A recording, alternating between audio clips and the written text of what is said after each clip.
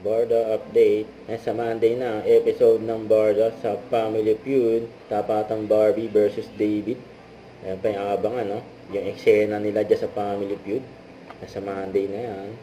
At featuring din si David. Ano, pinalabas yan kanina sa Pera Paraan. Yan po ang business ni David na Kuya Korea. Successful businessman and artist, you know.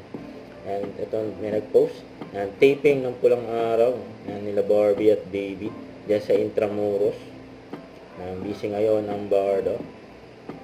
Pinakita pa nga yung location. Diyan sila nagtitaping. Ito yung picture ni Barbie na nag-guest siya sa Fast Talk with Boy Abundang. Nagpa-picture kay Barbie. Ito, post ni David. Yan, kahapon sabi, Happy Bardo Day. Yan, abangan ng movie nila. July 10 na yan. Yan, may rating na. May nag-rate na sa movie ng Bardo na That Kind of Love. 9 out of 10. Yung binigay ng Lakwache ng Lovers. Yun, no? Taas ng rating. Ito, yan, natuloy na ba ang kiss?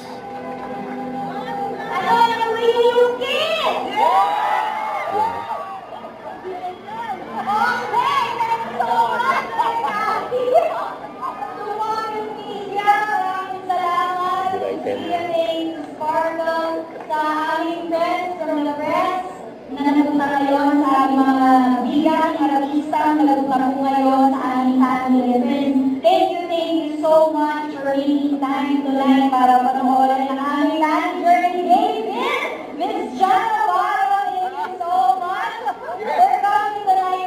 Maraming salamat. Asahan po namin ang ganitong maraming suporta sa July 10 in cinemas nationwide. Ulitin natin Pilipin. Masarap Pilipin sa sinihan, di ba? Lalo na pag sinihin ikaw, pinapanood. Congratulations, David. Philippine cinema, di ba? Noon tayo ng local films, Pilipin tayo sa local films. Ulan tayo sa local films. Mahalin natin ang local films. I agree with you 100%. Di ba? Kuya Beto, maraming salamat po. Have a great night, everyone! Congrats. July 10 na. That Kind of Love.